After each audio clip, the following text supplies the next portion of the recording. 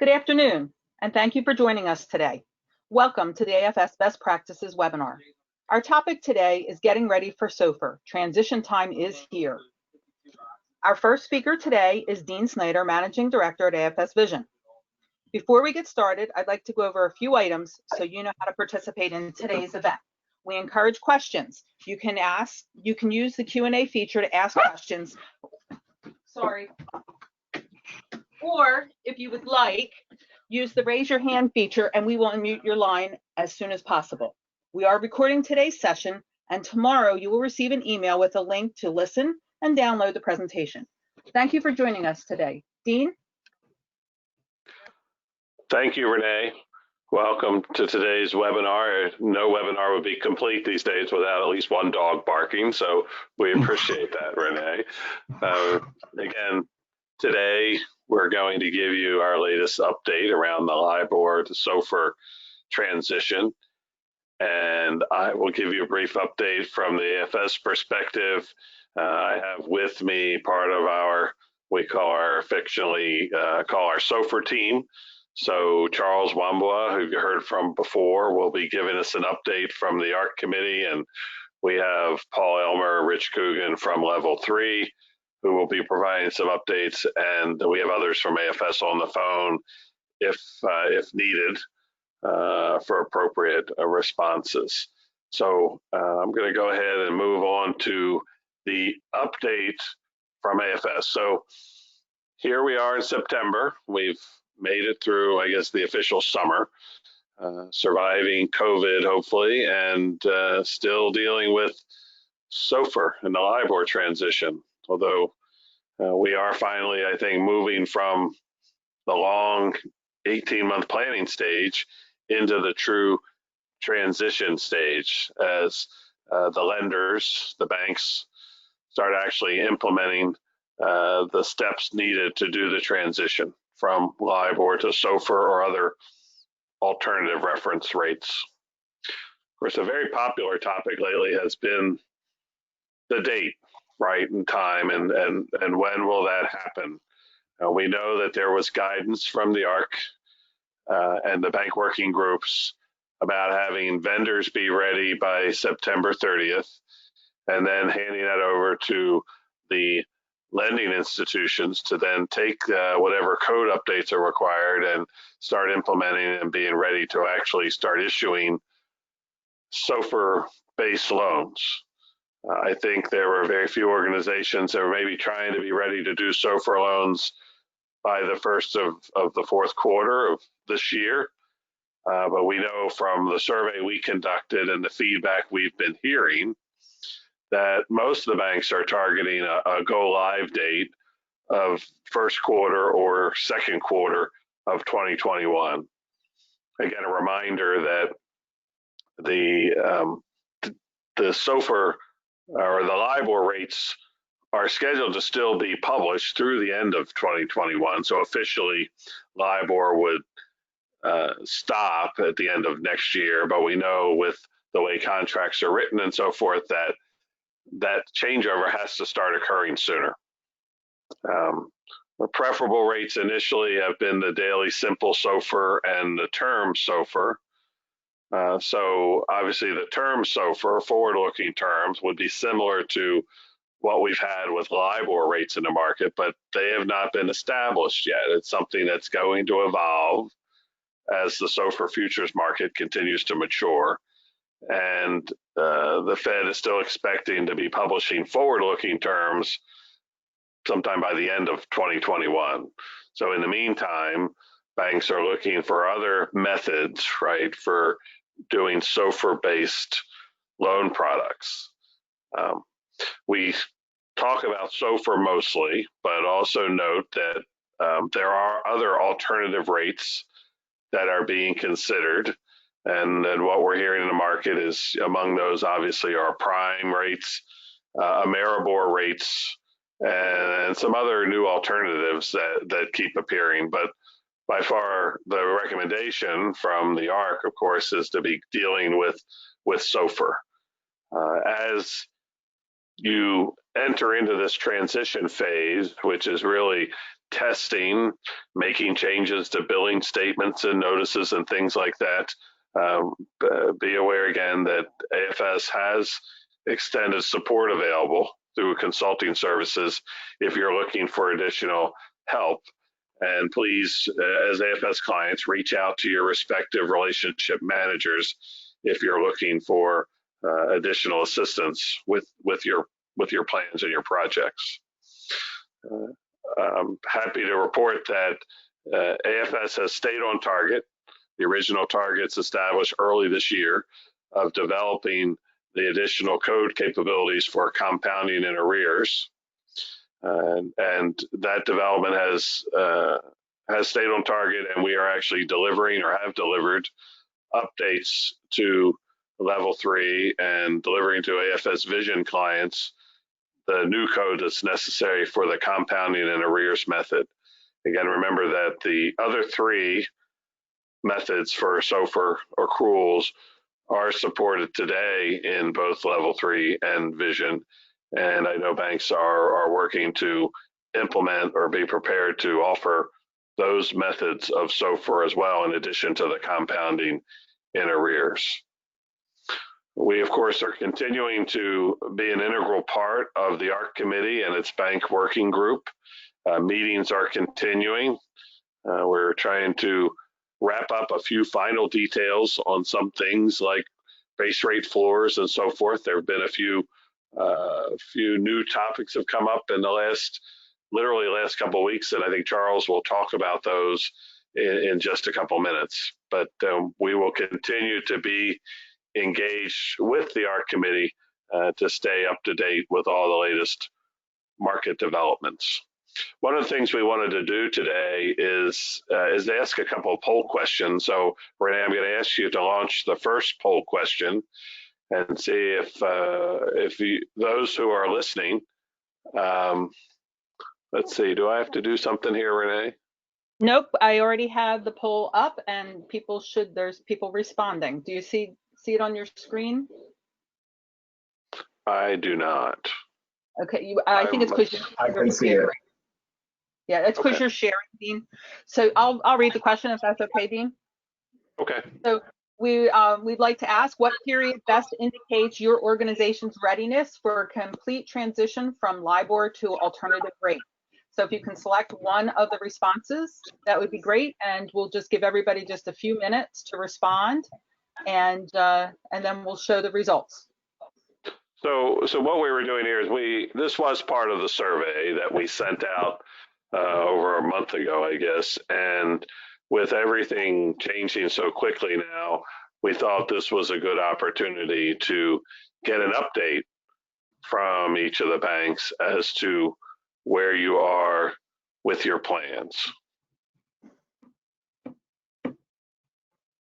So I think, Renee, do we have enough responses maybe to see what the direction is from the market? I think we can. So let me share the screen. And Dean, I think because you're in the share mode, you're not seeing it, the results. Right. Okay. You can just read them. Sure. So 13% are looking at 4Q 2020 to complete the transition from LIBOR to alternative rate. 34% are 1Q 2021. 23% are 2Q 2021, and 30% are 3Q 2021 or beyond. Great. Well, thank you very much. I think this matches with what we've been hearing individually with banks we're talking to. Again, there was a push to try to be ready earlier this year, but there is a lot to do for each bank, for each vendor.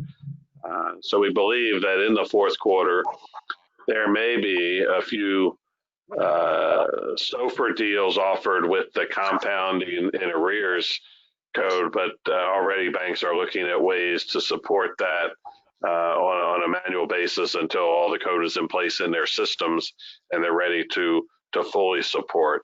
Otherwise, I think banks are looking to, again, I'll offer SOFR deals without the compounding arrears, but doing a daily simple or forward-looking and so forth. So I think Charles will talk a little bit about that and what's happening in the market.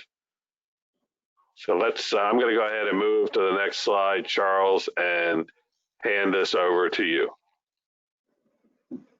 Okay, thank you, Dean, and good afternoon, everyone.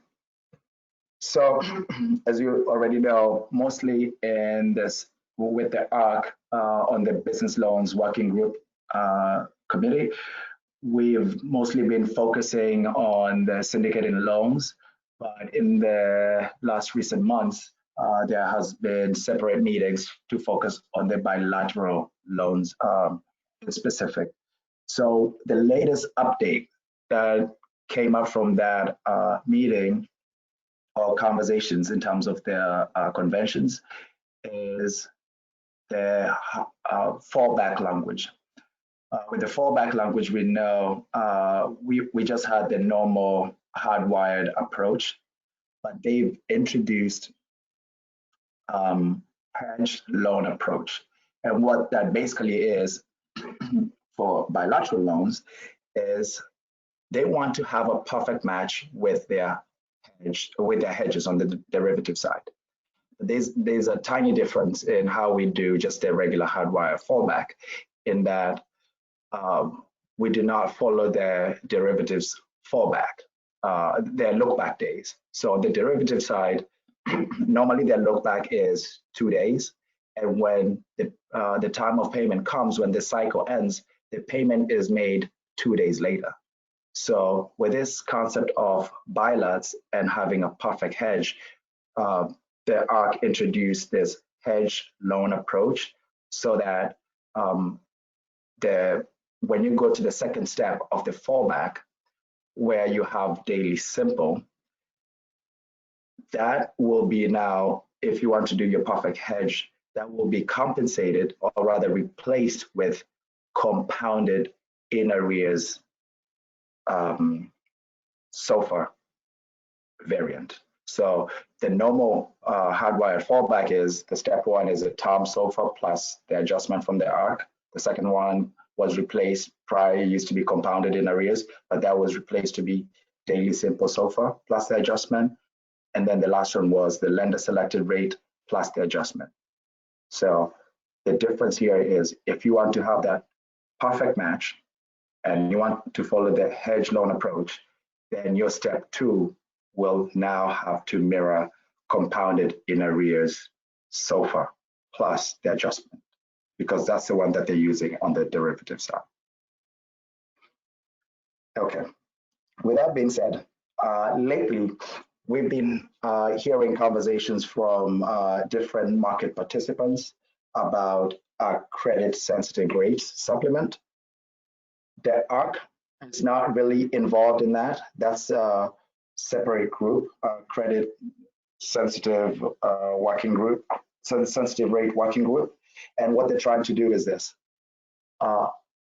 In the LIBOR rates that are published today, LIBOR or prime, is a concept of credit risk premium. But with the SOFR rates, that's not there. So the LIBOR rates are all interbank, right? Interbank borrowing rates or lending rates. So the banks themselves, draft or are able to figure out their internal risks. But with SOFR, it's based with the overnight funding with the Treasury. So there's that difference, that there's no risk. So in economic times, in tough economic times, it's expected that the SOFR rate will go down, but the cost of funds for the banks themselves will go up. So that gap that is created, because mostly in today's market, normally those risks between borrowing and lending, they're mostly aligned. But with SOFR, they're now going to be separated. The banks are worried about that risk, and they're asking the Fed to come up with this credit sensitivity rate supplement. And that supplement will be added to the forward-looking term SOFR. So when all that conversation is finalized, then it can be brought back to the ARC. The ARC will review the components of it and then they'll be able to relay to all the vendors and make it official for everyone on the business loans side. Now, that is not something immediate. We expect that to take months, if not years, to be finalized. But I just wanted to bring it up in this conversation because I think some people have been concerned and wondering, if it's something that is happening now and where are the vendors in terms of accommodating that rate. And there's just been some confusion on, if it's replacing the already published ARC spread adjustment. So just wanted to let everyone know that is something different. It's being worked by another group. It might get added to the forward-looking term SOFR in the future when it's actually adopted. But for now, you can rest that it will not have interfere with your upcoming transition to SOFR. And thank you, Charles. I know that caused a lot of anxiety in the market in the last couple of weeks. So thank you for assuring everyone this is not something that is immediately going to impact what we're doing. Also, I think we have another poll question, but I think we should, if we can, Renee, can we do the other poll question after slide 5? Yeah, absolutely. All right, Charles, I'll let you go to the next slide here, and then we'll do the poll question. Okay, thank you. All right. When it comes to the calculations for SOFR, as we've been meeting with different clients or just in general market participants, we wanted to make sure that everybody's on the same page in terms of how the calculations go, just the regular interest calculations, and what happens if you're transferring a floor from an existing LIBOR loan to one that has now flipped to SOFR. So on a high level, let's just go through it. So simple interest, which will be used for your daily simple SOFR in arrears. It's just the same way as you do your interest calculations for LIBOR. The only difference is the SOFR rate that is published, you're going to be adding the spread adjustment. So simply to say is you get whatever rate is published by the Fed on the Fed website. You add your spread adjustment that aligns with the tenors, and this will be daily really. It will be locked in, even though the rates will be changing daily. I'm sorry, for 1 month or 3 months, and then you add your margin, and then you'll just take the combination of that, multiply by your principal and your number of days, and then divided by the year basis. Now, compounded balance is actually going to be the same exact methodology. The difference will be the unpaid balance piece, which is the compounded, how we're doing compounding with the balance method is each and every day you're accruing interest. We already know that borrowers do not pay interest on a daily basis. So whatever has accrued today, tomorrow, if it's not paid, I will take that amount and actually accrue interest on that unpaid interest. But then I'll be using tomorrow's rate. So each and every day, when interest is not paid for the next 30 days, I'll just be adding the previous day's interest to today's calculation. And that calculation is based on just the published rate. It's not, the spread adjustment and the margin are not part of that calculation. So I wanted to make sure that is clear because sometimes it causes a little bit of confusion. With the compounding rate methodology, day one, we're not doing any compounding because with the compounding concept, we're compounding the rate based on the previous day's rate. So on day one, you don't have a previous day's rate because the loan was not effective. So on day one, we're not compounding. And then we go to day two. What we're doing is we're looking at previous day's rate and then multiplying it by today's effective rate. And then as we proceed to figure out what is the rate that we're going to be using today, all you're doing is you're comparing previous day's compounded rate and today's compounded rate, subtracting the two, and that's the people who've been attending the business loans working group with the concept of non-cumulative compounded rate, and that's what AFS has built to make it easy to identify each and every single days of accrual. So when you get that difference in today's compounded rate from yesterday's compounded rate, then you will add your spread adjustment and your margin, and that combined rate, now you would use that to multiply and do your simple interest calculation, which is multiplied by principal, number of days, and then divided by year basis. Okay, floors. The floor concept, once again, took a while before we all came to a consensus.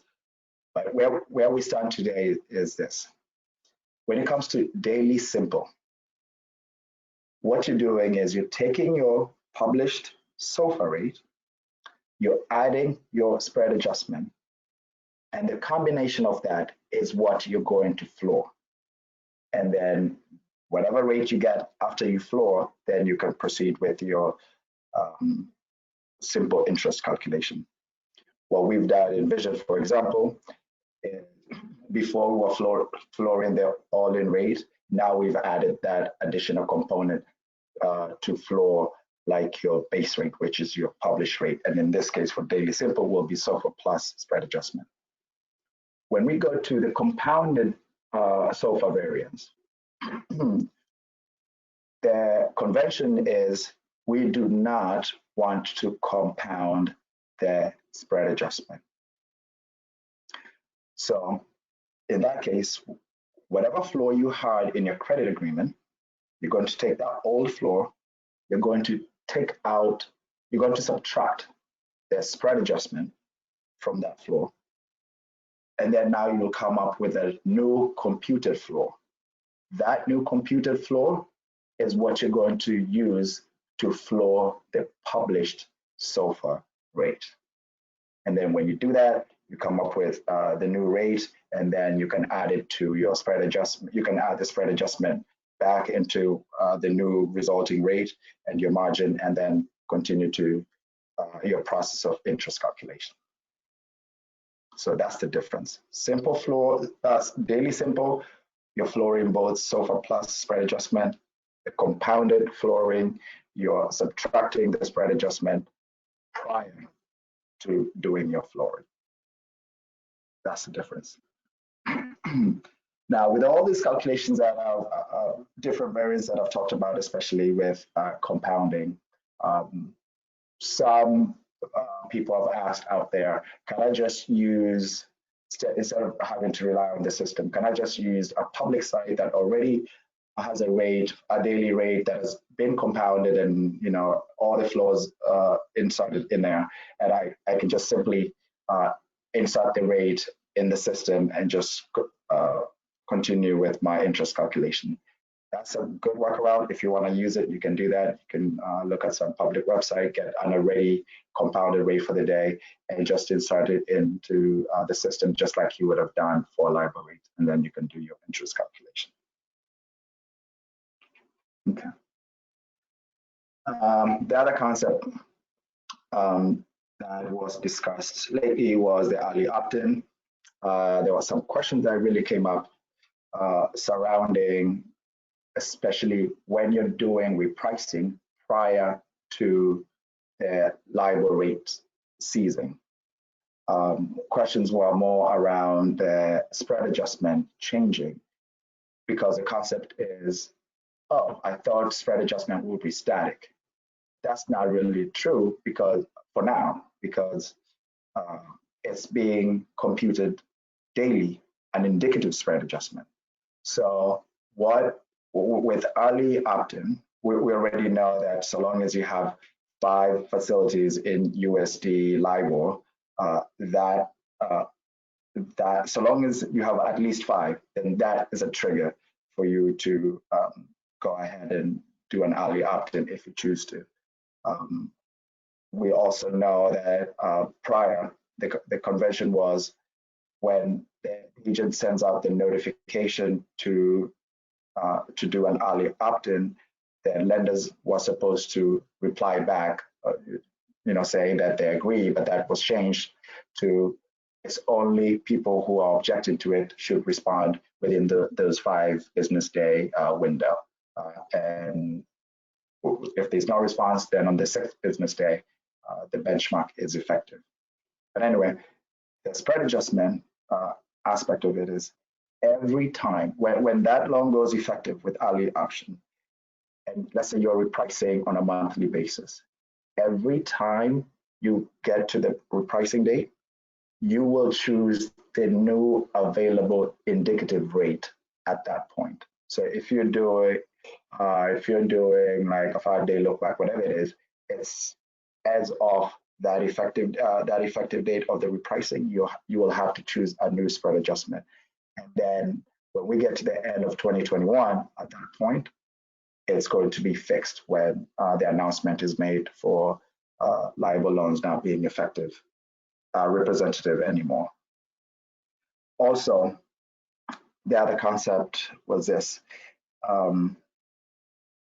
Let's say you do an early opt-in and you already had, for example, a 6-month LIBOR, and you decide to opt in early prior to cessation, but at that point, you don't have a 6-month SOFR available. The convention says then you have to go to the next closest available tenor. Meaning, now that I don't have a 6-month SOFR, then I'll look for a 3-month SOFR tenor rate. Just because it's that 3-month rate is available does not mean I'm going to use it for the next 6 months. No, you're actually going to change your period from 6 months to 3-month tenors going forward. So that's another convention I wanted to make sure I relay to everyone. Okay. Apart from that, we're still having conversations in the working group just to clarify some, any questions that are coming up. But at this point, we're really at the end of the line because, for vendors, we were given until end of Q3. So I guess end of this month to make sure that our systems are up to date so that our clients can start doing their testing to make sure that all the platforms available can support the new SOFR loans. So those conversations are still continuing, but at this point we're really at the very end of it. So Dean, did you want to bring Charles? Again, I think, yeah, I think that was good to clarify because there was some concern about having to enter a new spread adjustment every day. So I think, as you said, it correlates with the pricing period. So when you're doing your next repricing, where you would possibly be updating your spreads anyway, the spread adjustment would be updated then, right? That's correct. That was a confusion that came up in the last few weeks. But yes, that was clarified. Yeah. Thanks, Charles. I know we did have a question online about why the floor is not the same on daily, simple, or compounded, but I don't think we have enough time in this call to go into why that is. There was extensive discussion amongst the ARC committee bank working group about how floors should work with compounding versus daily, simple. And the committee finally arrived at the proper guidance, and that's what we're following. So rest assured that AFS systems are supporting what the guidance from the ARC. We also had a question this week about how banks are communicating with their customers about all these changes.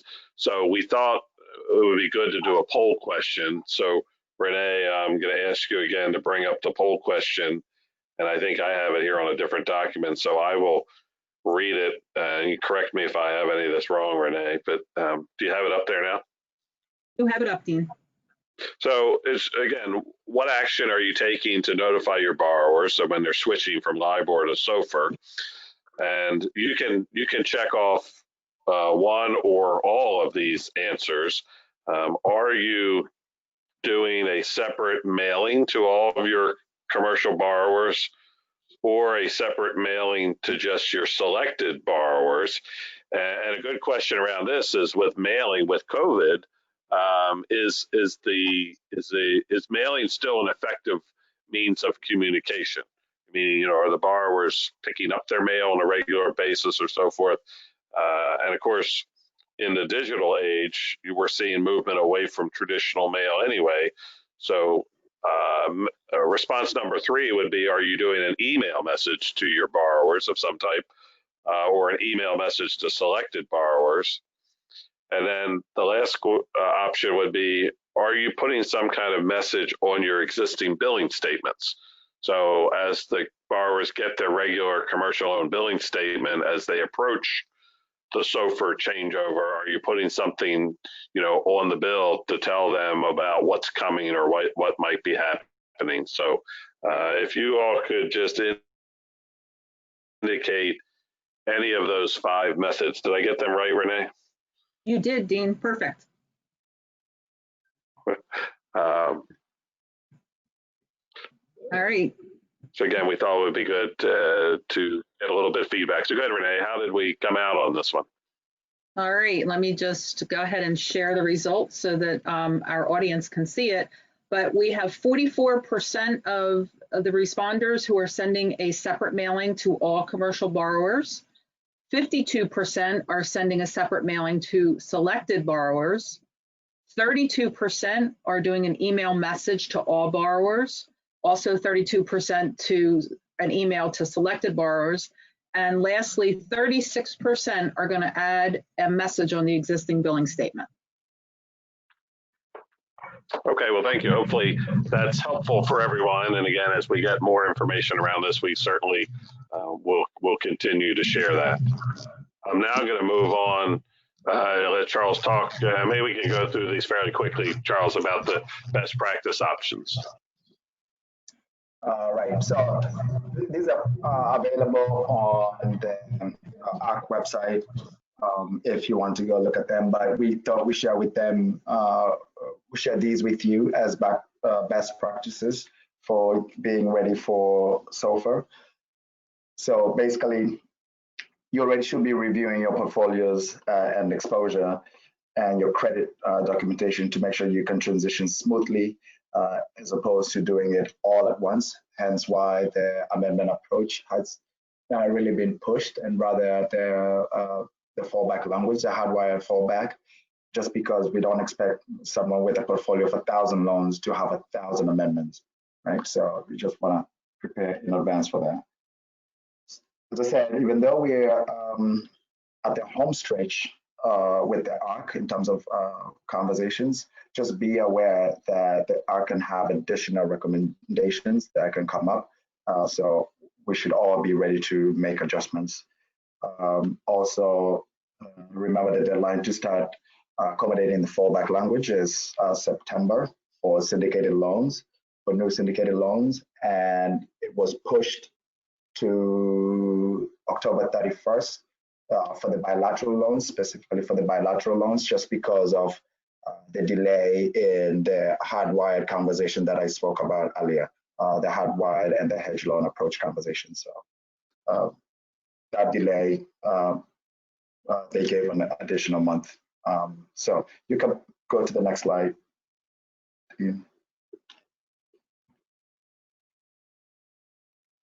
Yeah, so that one we already covered in terms of vendors being ready, our systems, and us working with the ARC to make sure that we follow the conventions that they stated. At this point, we are ready in terms of our development. We've marched to the T of what has been expected, and so we should be able to hit the deadline.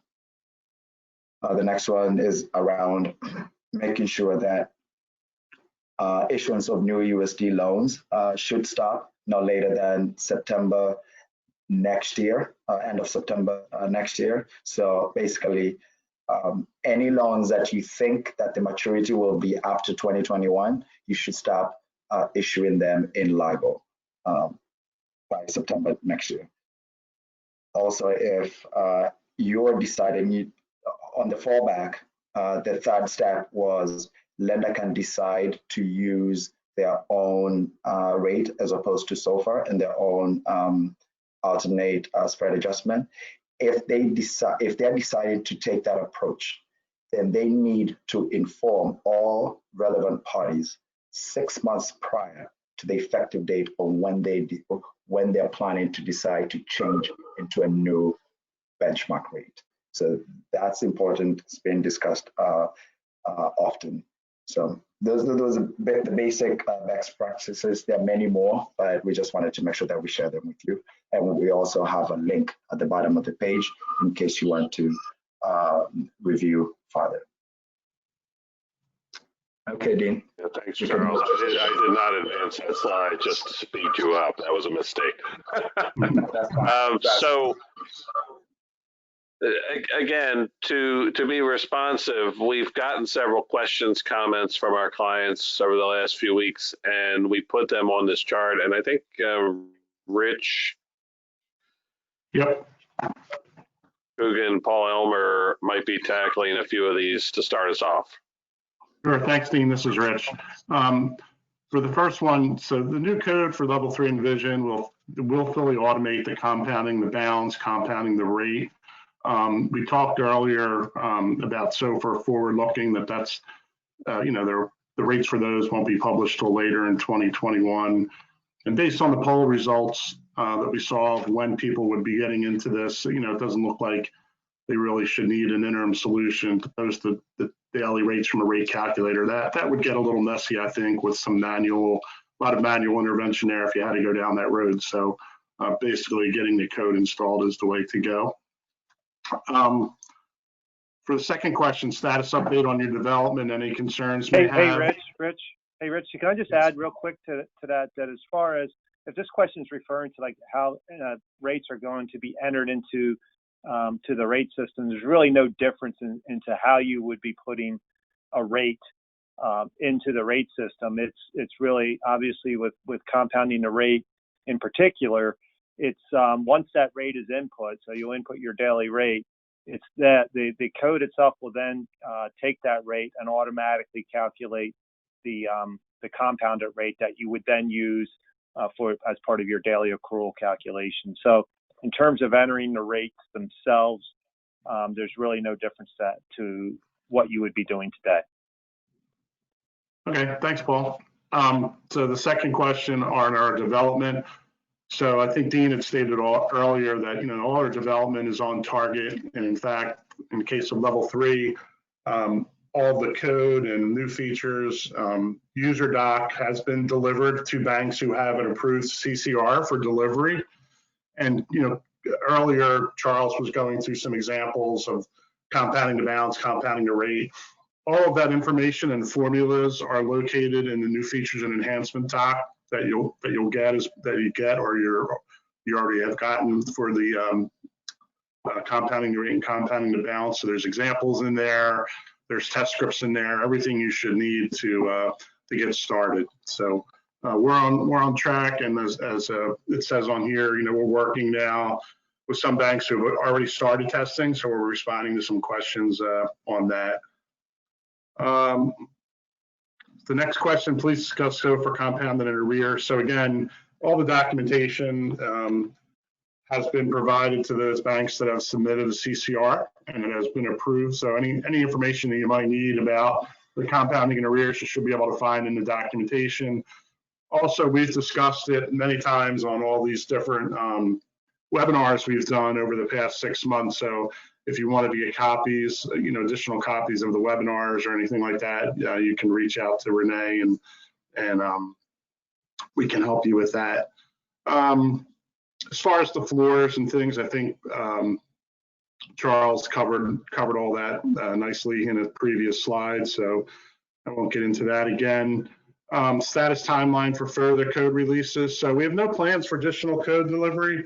When we delivered the compounding the rate, we did have one follow-up UPR for some minor changes with rounding and things that didn't get resolved until after we had delivered the code.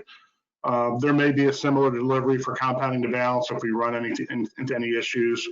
as banks start testing and things, but there's no plans right now for any additional code delivery.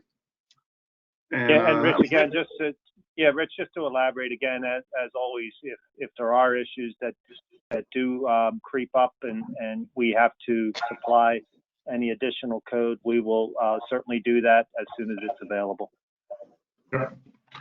And I think Charles was going to take the last three. Charles? I think I've got them. So again, the roadmap for implementation, as Charles did go over the starter kit for you and gave you the website here where you can go for that.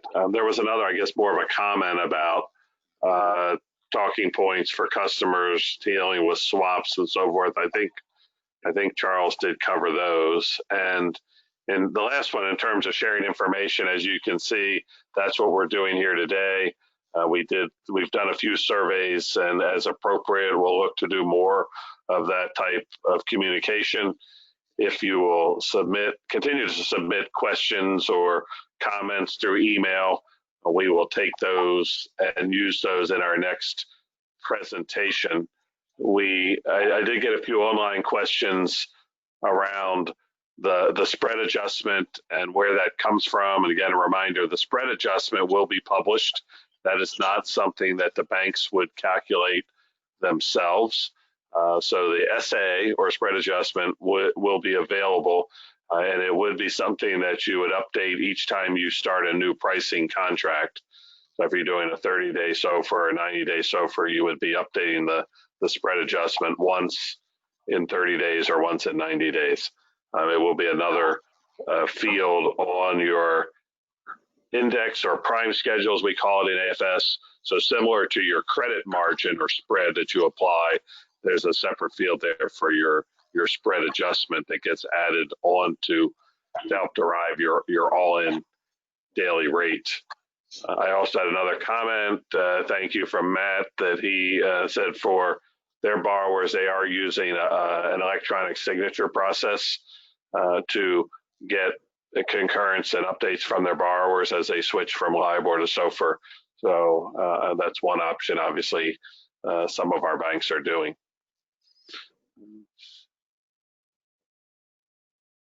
As we look forward, I wanted to let you know that AFS is planning another webinar for its Best Practices Leadership Council around problem loans, and it's titled Deja Vu All Over Again, Managing Problem Loans in the 2020s. So unfortunately, with the effects of COVID and the economic downturn, there is a spike in problem loans, and we're going to be talking about latest developments in that area, things you could be doing, things you can do in AFS to help support that. So that's on September 24th. On the 30th, we will be continuing our series of CCAR benchmarking workshops with another session. And then in early October on the 8th, we'll have a webinar on the AFS RMA risk analysis service. And then later in the month, we'll have another Best Practices Leadership Council webinar on pricing with our quarterly pricing dashboard. And then we've even scheduled additional risk analysis service sessions in November and December. So we're continuing to keep you abreast of the latest developments in the market, providing you some of the valuable data that AFS is able to collect and manage to help you to continue to manage your business going forward. So as always, if there are any questions, anything else that you're looking for from AFS, please reach out to us in many different ways. Reach out to your relationship manager, your other contacts.